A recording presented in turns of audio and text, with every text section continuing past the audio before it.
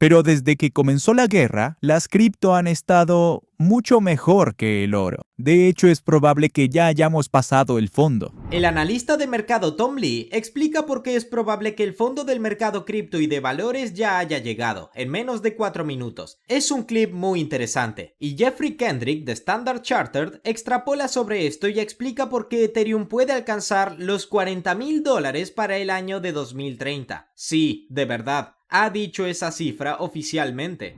Creo que Bitcoin llegará a 500,000 para 2030 y Ethereum hasta 40,000 para el año 2030. Háganme un favor y tómense 2 segundos para aplastar el botón de me gusta. Ciertamente Tom Lee está recibiendo muchas críticas de sus colegas por ser tan alcista en todo esto. Publiquen su respuesta y díganme si están de acuerdo o en desacuerdo con la explicación que Tom Lee está a punto de darnos en este video de aquí. En lo macro, explicaré por qué creo que es probable que el fondo ya haya pasado.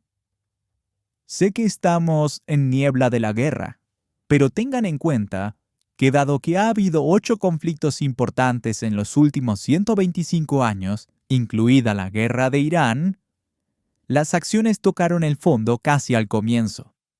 Solo a 1/10 parte del progreso de una guerra, incluso antes de que se envíen tropas, las acciones suelen tocar fondo. Eso fue cierto en la Segunda Guerra Mundial.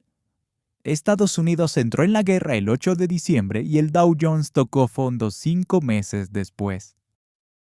Podemos verlo aquí. Esto es cuando Estados Unidos entró en la Segunda Guerra Mundial. En el año 1942, los mercados tocaron fondo en 5 meses.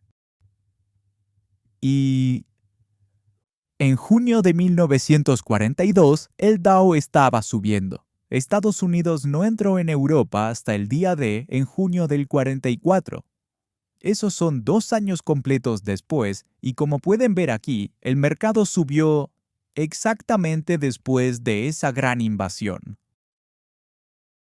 Conociendo la niebla de la guerra, hay 3 motivos por los que creo que el mercado de valores ya tocó fondo. Y el primero es que el mercado comenzó a subir junto con la subida del petróleo.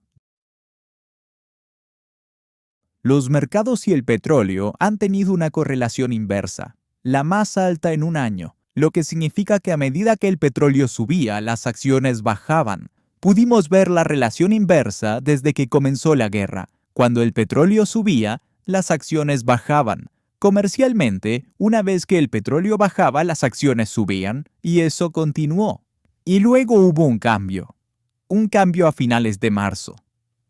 El petróleo subió y sin embargo el S&P subió un 5%. Luego lo segundo sucedió a principios de esta semana. Tuvimos noticias menos malas. El alto el fuego no es el fin de la guerra, pero es el comienzo del fin de la guerra. Y sé que suena raro, pero es una observación de la tasa de cambio. Cuando ocurre algo que es menos malo, se considera bueno. Como pueden ver, tan pronto como tuvimos señales de que la guerra estaba desescalando, el petróleo cayó y el S&P subió.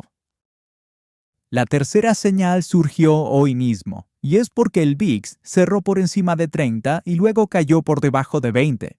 Es una señal de que la idea de buscar protección contra el riesgo ya había alcanzado su punto máximo para ese entonces.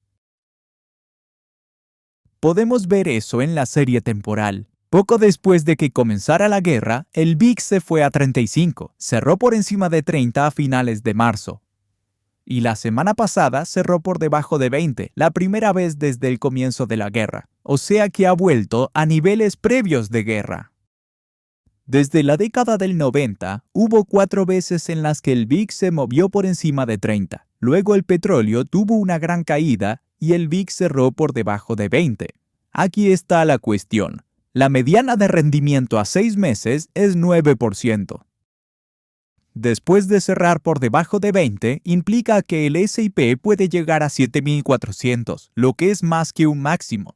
Nadie toca la campana en el fondo, pero yo de verdad creo que el fondo ya pasó. En términos de liderazgo, hablamos de esto en otros videos, pero desde que comenzó la guerra, las cripto han estado mucho mejor que el oro.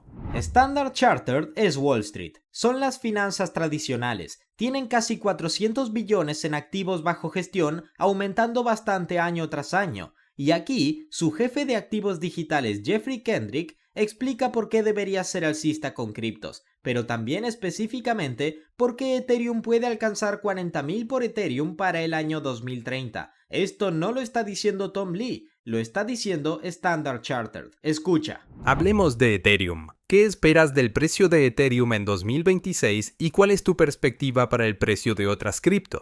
Bueno, la parte interesante para ETH es que a medida que las finanzas tradicionales se involucran y les parece bien construir en Ethereum, tengo que decir que los bancos, desde el año 2008, las funciones de tipo de riesgo y cumplimiento tienen el poder dentro de ese tipo de instituciones bancarias. Si los individuos dijeran que van a construir algo en el espacio blockchain directamente, sería muy seguro decir que van a construir en la capa 1 de Ethereum, porque nunca se ha caído. Creo que mucho de esto, en primera instancia, sucede en la capa 1 de ETH. Piensa en cómo BlackRock lanzó Beetle, por ejemplo. Todo en la capa 1. Ethereum al principio, y luego haces Avalanche y otros más tarde, un par de capas 2, lo cual creo que es un manual muy lógico para cómo las finanzas tradicionales abordan de manera más amplia todo esto.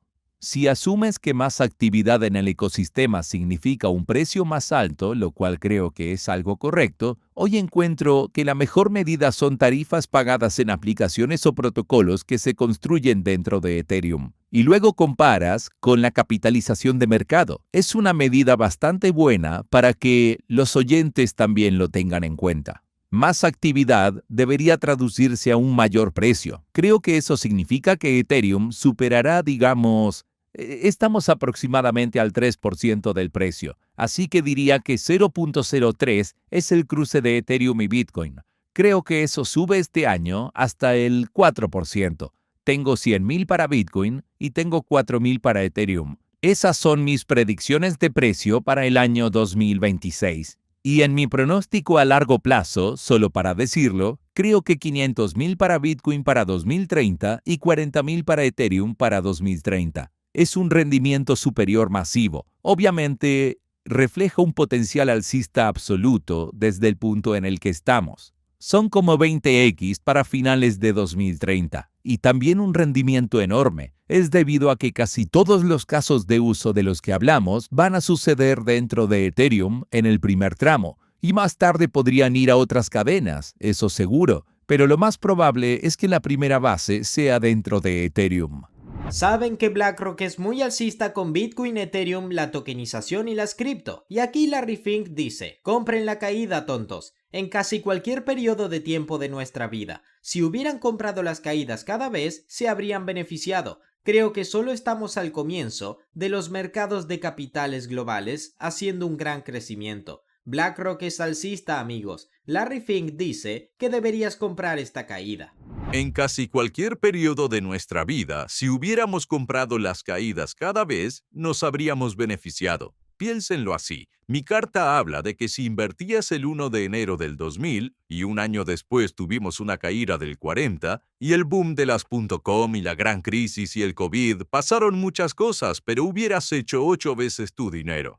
Creo que estamos al comienzo del crecimiento de los mercados de capital globales y creo que va a crecer con amplitud y por supuesto BlackRock será parte de todo eso. Amigos, el mercado subió. Bitcoin alcanzó 75.000 hoy. Las criptos siguen siendo el único lugar donde puedes convertir $1.000 en 10.000. Yo creo esto. En las cripto es algo posible. Este es el trato. O crees en las cripto o estás equivocado. No es tan difícil de entender. Asegúrense de seguirnos en X, amigos, y suscríbanse a nuestro canal de YouTube. Si están interesados en ganar dinero en el espacio, suscríbanse. Cada día publicamos videos interesantes y entrevistas con los más importantes del espacio analizando el mercado. Mi nombre es Aaron de Altcoin Daily en español y como siempre, nos vemos mañana.